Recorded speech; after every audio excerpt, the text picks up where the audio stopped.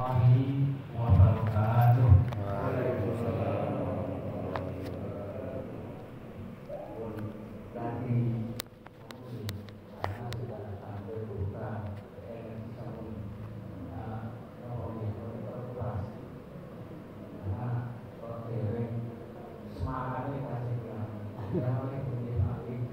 Assalamualaikum warahmatullahi wabarakatuh. Waalaikumsalam warahmatullahi wabarakatuh. Alhamdulillah.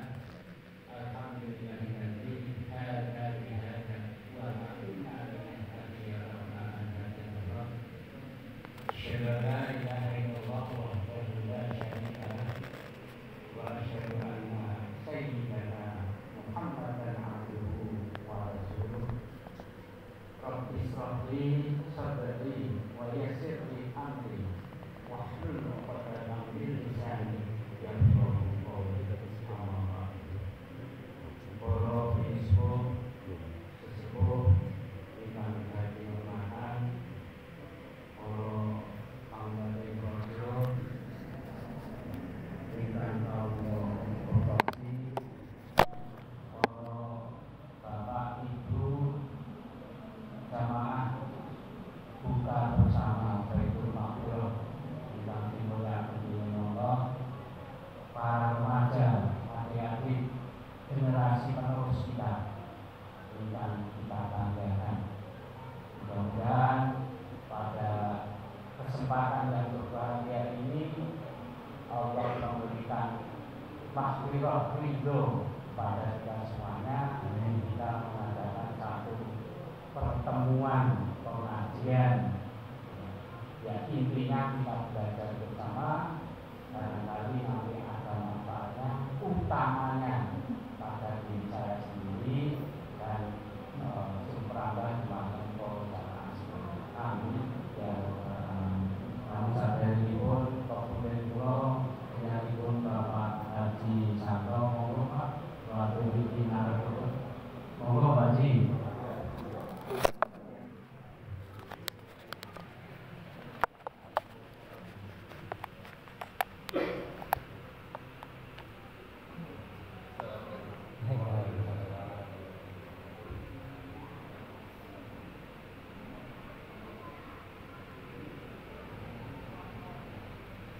Alhamdulillah, saderengipun nanti kula matur jika menawi nanti wonten sekane pun monggo nggih belajar sesuai nggih.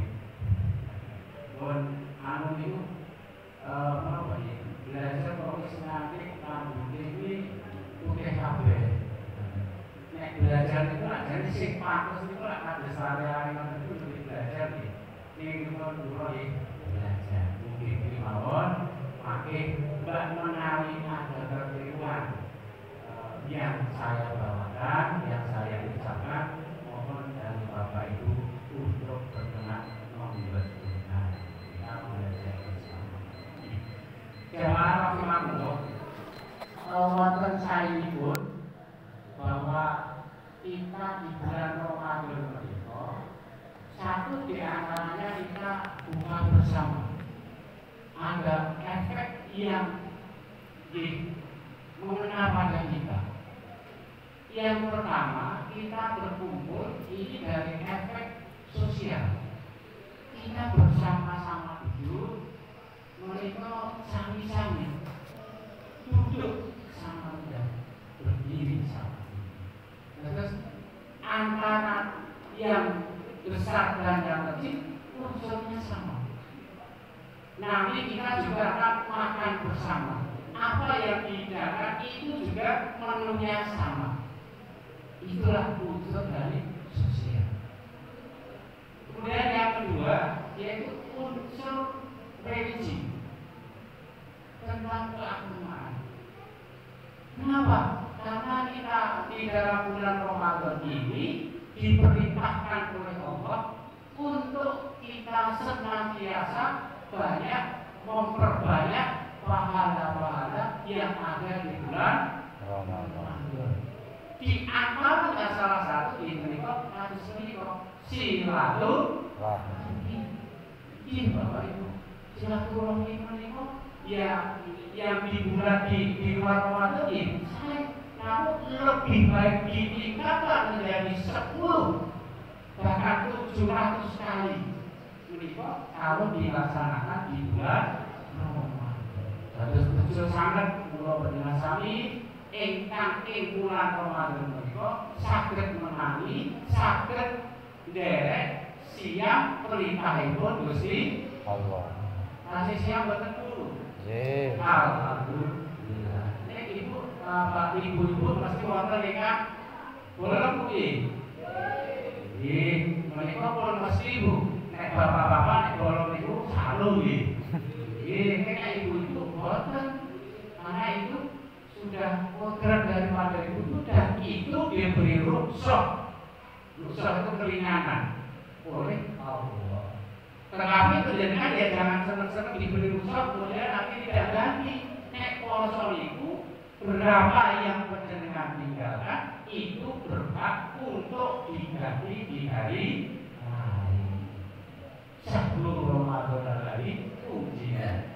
Terus perintah Gusti Allah menika pada bulan Ramadan ini diturunkan ayat Al-Quran atau diturunkan Al-Quran, maka sangat istimewa sekali pada bulan Ramadan ini. Maka bagi kita yang di bulan Ramadan menika saged menangi, saged nindakaken bejo sangat kula panjenengan sami. Sudah di antaranya bulan Ramadan itu ada turunnya Al-Quran yang kawasan nuzulul Quran. Nah, nuzulul Quran ini diturunkan oleh Allah pada bulan Ramadan. Nah, Al-Quran itu sebagai pedoman kita hidup. Orang Muslim kalau tidak kenal Al-Quran itu nanti akan menyesal di hadapan Allah. Karena apa? Karena Al-Quran itu sebagai petunjuk hidup bagi orang-orang Islam Muslim.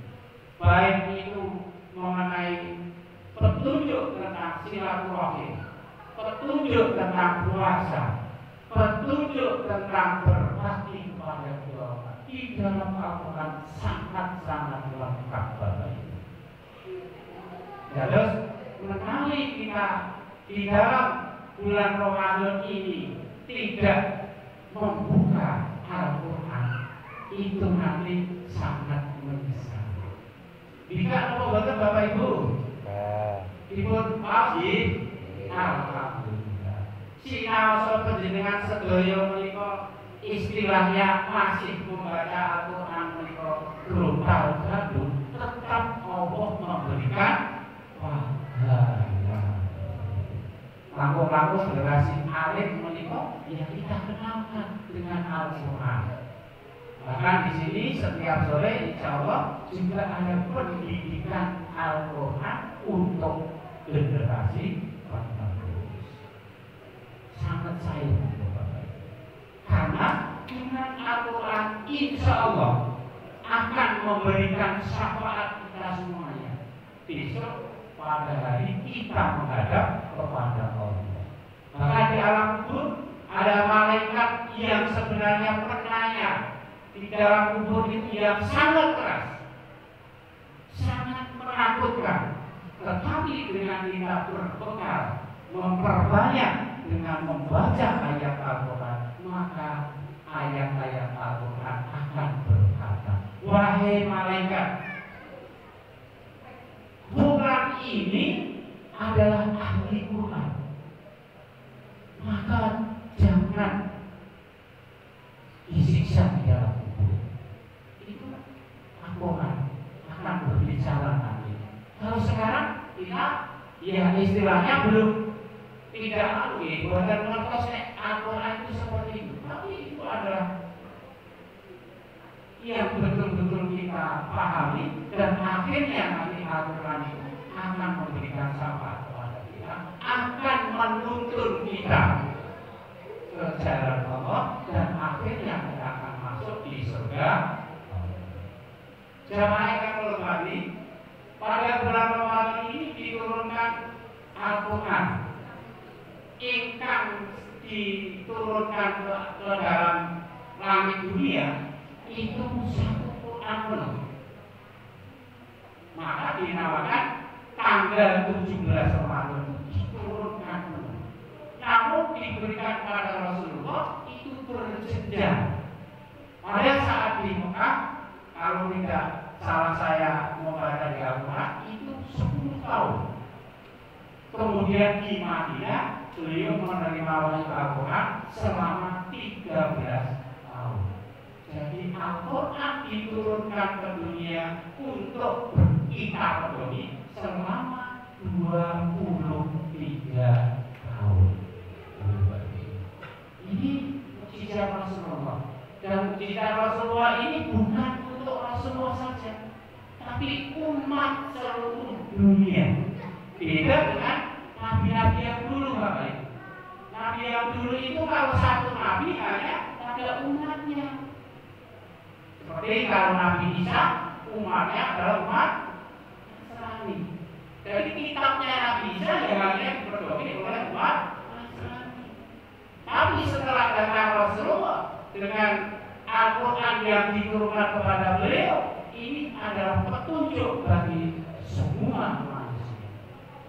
Sebenarnya semua manusia. Karena apa? Karena pada saat nabi-nabi yang dulu itu sebenarnya juga sama dengan Rasulullah. Dia hanya mendebat kepada Allah yang Esa. Jadi tidak yang lain-lain. Hanya kalau kita sholat kita seperti yang disyariatkan seperti Rasulullah, tapi nabi-nabi yang dulu sebenarnya juga sama. Hanya berbeda dengan caranya. Kalau pada saat nabi-nabi yang terutama Nabi Musa, sholatnya tidak 5 waktu, Bapak, bahkan 50 kali dalam satu hari semalam. Nah itu peristiwanya disejarahkan di dalam peristiwa Isra.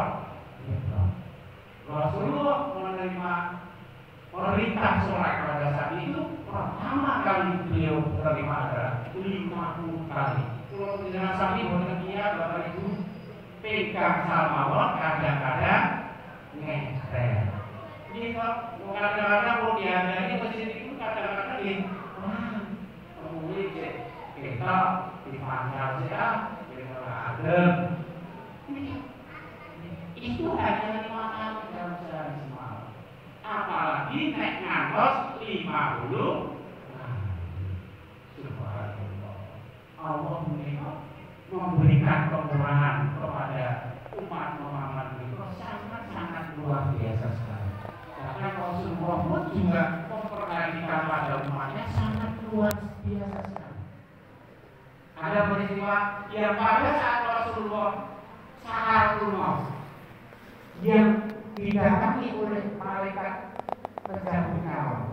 Beliau bilang, wahai malaikat, apa benar kalau orang yang sakaratul maut itu rasanya sangat sakit sekali? Malaikat menjawab, ya Rasulullah. Kemudian Rasulullah, umatku bagaimana? Maka sakit yang sakaratul maut ini jangan ditempatkan kepada umatku, tempatkan kepada saya. Sakit Rasulullah itu sayang kepada umatnya, yang akhirnya ya sebagian memang masih ditempatkan kepada kita semuanya, tetapi sebagian besar diterima oleh Rasulullah Sallallahu Alaihi Wasallam. Dapat diterima kembali bahwa Al-Quran diturunkan selama 23 tahun. Itu berangsur-angsur yang pertama kali diturunkan oleh Allah adalah surat Al-Alaq. Surat Al-Alaq apa ini Pak Bu? Ada di Al-Alaq. Alhamdulillah. Pada saat itu Rasulullah bersemedi kalau sampai itu yang pada saat itu didatangi oleh malaikat Jibril penyampai wahyu. Namun Rasulullah pada saat itu menggigil, ya, saking tidak kuatnya untuk diberikan wahyu itu. Ya, sebenarnya beberapa kali malaikat Jibril itu mengajari Rasulullah, baca, Iqra, baca atas nama Tuhan. Nah, ini menginspirasi pada kita semuanya bahwa kita itu juga harus belajar. Maka Bapak Ibu, kita harus belajar. Karena di dalam Al-Quran itu disebutkan sampai Iqra itu 2 kali, Bapak Ibu. Jadi kita harus mengikuti belajar. Nah, belajar ini kalau sebagai orang Islam diwajibkan dari kita lahir sampai kita masuk di ruang yang mana. Makanya kalau tadi di Muqaddimah itu rambutnya wis putih kok ijek belajar, itu juga saya mawon. Daripada orang iso, daripada boten sinau, ya kita tetap belajar. Karena semalam saya pernah di Cabean itu, Bapak Ibu, sana itu orang tua sampai sepuh-sepuh belum bisa membaca huruf Arab.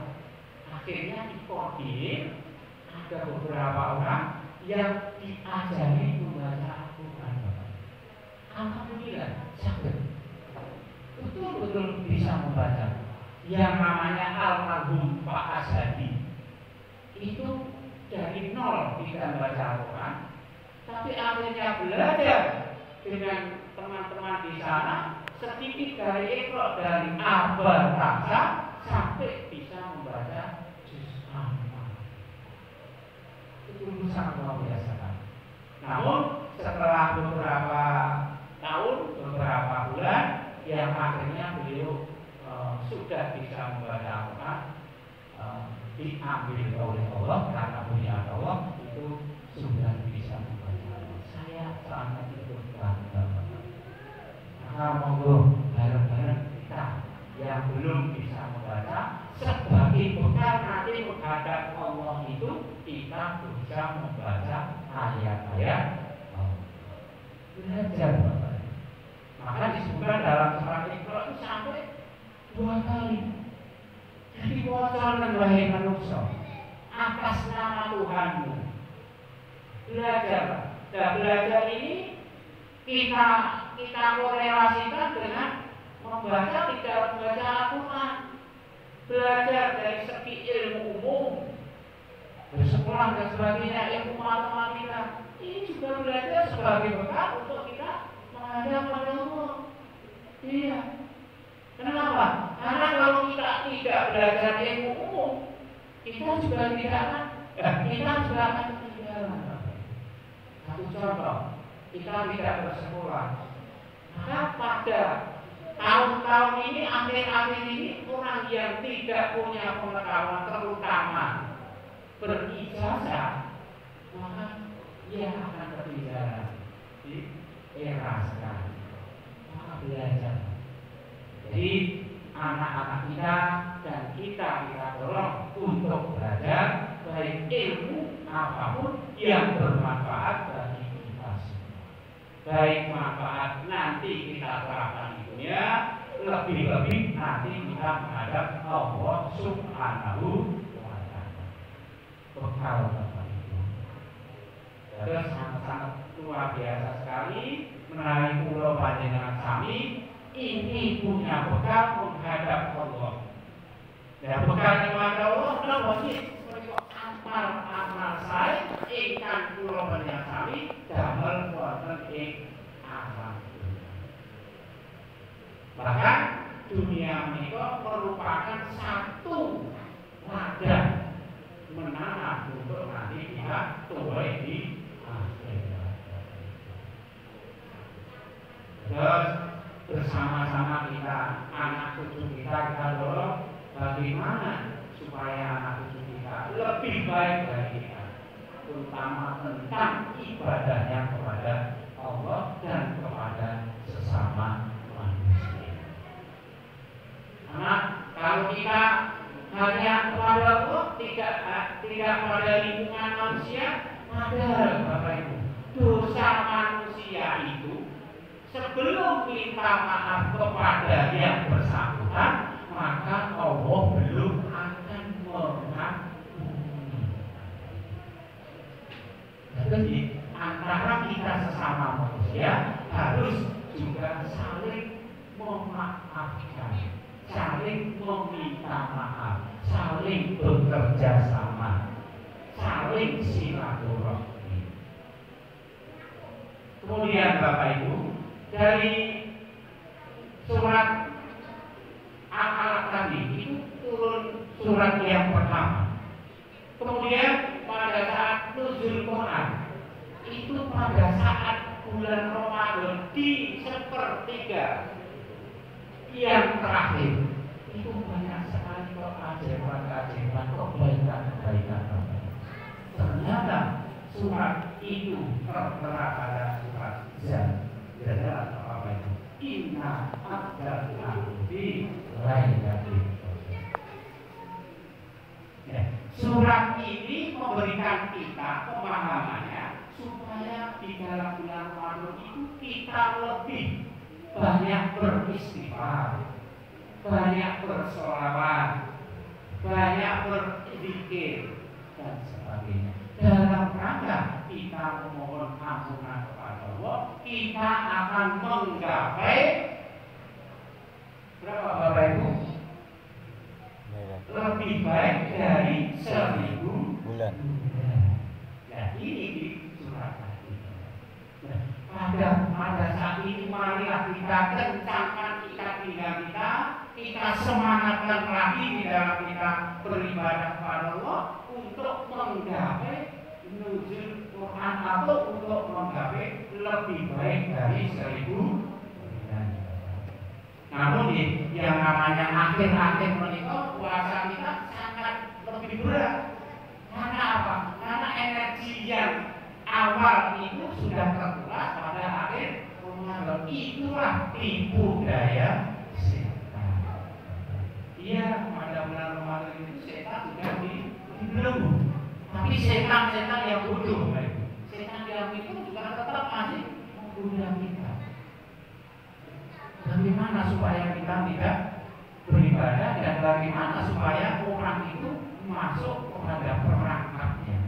Nah, pada dasarnya setan itu diciptakan dari api dan dikeluarkan dari surga.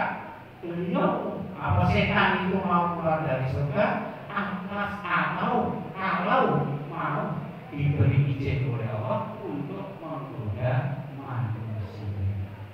Jadi setan disifat itu tadi Bapak Ibu. Kadang-kadang pulau kami itu benar raos nek di goda setan. Betul Pak Budi? Betul. Karena sangat lembut sekali. Setan itu bisa masuk lewat darah, masuk di hati, ngajani pulau panjenengan, supados pulau panjenengan dari bolong. Generasi muda, mari kita semangat, betul-betul kita intensifkan di dalam kita belajar, baik belajar untuk menggapai masa depan di dunia maupun masa depan di akhirat. Masa depan dunia itu akan sekedar Bapak Ibu. Pulau itu paling enak ini pun umur 9 ini pun itu bonus tahun. Nek Rasulullah hanya 63 tahun. Pulau pun itu bonus tahun. Besok pada saatnya saya sudah ada. Besok di hadapan Allah akan ditanya. Kok apa umurmu, wahai fulan? Umur sekian tahun itu untuk apa? Karena dimintai pertanggungjawaban. Kalau itu dimanfaatkan untuk kebaikan, yang kita terima takutnya dengan tangan. Tetapi kalau itu dimanfaatkan untuk kemandoran, kita akan terima rapor dengan tangan. Dan itu sudah disyaratkan Bapak Ibu. Tangan kanan itu tangan yang baik biasanya begitu. Nah, kalau kita terima dengan tangan kanan, insya Allah kita akan lancar perjalanan kita menuju surga. kita dibangunkan dari kubur, tidak langsung orang yang surga tidak. Kita harus menghadap pada Allah dulu, kemudian dimintai pertanggungjawaban bagaimana amalnya dan sebagainya. Perjalanannya masih jauh. Bahkan Bapak Ibu, wonten donya menika bisa namun sekedar sana. Umur kita paling banter niku sakniki rata-rata wis 70 tahun. Lebih lama wonten kubur napa wonten donya Bu? Pak.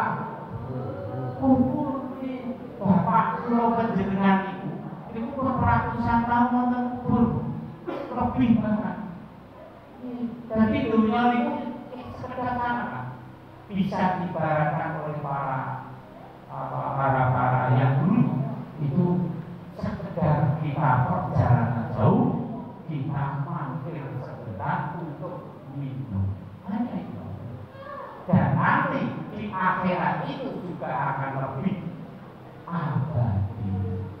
Ikan wonten neraka di abadi di neraka. Kalau itu orang-orang musyrik atau syirik, karena dosa syirik itu dosa yang tidak bisa dimaafkan oleh Allah. Nek dosa kula panjenengan sami ibarat sak donya sak isine, ning asal kula panjenengan itu satu tetap muslim, kedua dosa itu tidak syirik, insya Allah kita menghadap Allah masih dimaafkan. Tetapi dosa itu dibawa kita untuk dibersihkan itu dulu di dalam. Jadi kalau jalan kami ini, kalau penak-penak jalan dengan suatu belum pulau ini sami lawan Bapak. Jadi karena tidak enak seenak kita bayangkan kita bisa masuk surga sebelum ada ujian. Monggo. Ya, jadi kalau kita perhatikan betul-betul bahwa kehidupan dunia ini kita manfaatkan yang sebaik mungkin selama nyawa masih dikandung di dalam tubuh kita. Sampun nanti, sampun Bapak ini sampun latihan ini. Jadi kita insya 5 menit lagi. Karena buka puasanya itu kalau tidak salah jam 6 kurang 5 menit kan tadi. Itu salah. Bapak Ibu kalau tadi, terus monggo dengan adanya beberapa nasihat-nasihat dari Al-Quran, kita ambil positifnya, yang akhirnya dari sedikit Bapak Ibu, insya Allah kita bisa melaksanakan. Ada petunjuk untuk kita berbakti pada Allah dengan sholat, kita laksanakan semampunya. Artinya kalau kita kondisi sehat, ya kita berangkat secara bersama, karena itu untuk seorang laki-laki hukumnya wajib. Kita bertolak pada Al-Baqarah bahwa rukuklah bersama orang-orang yang itu untuk bapak-bapak. Tapi kalau untuk ibu-ibu, kenapa diberi keringan atau usah? Kalau ibu itu sebenarnya bisa sholat di rumah itu pahalanya sama dengan berjamaah di masjid. Karena ibu-ibu itu punya tanggungan. Tanggungan itu barangkali putrinya yang masih kecil masih minum air susu ibunya. Ini kalau ditinggal ke masjid kan kasihan. Maka itulah dosa-dosa yang diterima oleh ibu. Jadi kita belajar dari yang paling kecil, kemudian kita tingkatkan dari tahun ke tahun, dari bulan ke bulan, dari hari ke hari, yang akhirnya kita bisa mendapatkan lahan laku Jadi kita betul-betul menjadi golongan orang-orang yang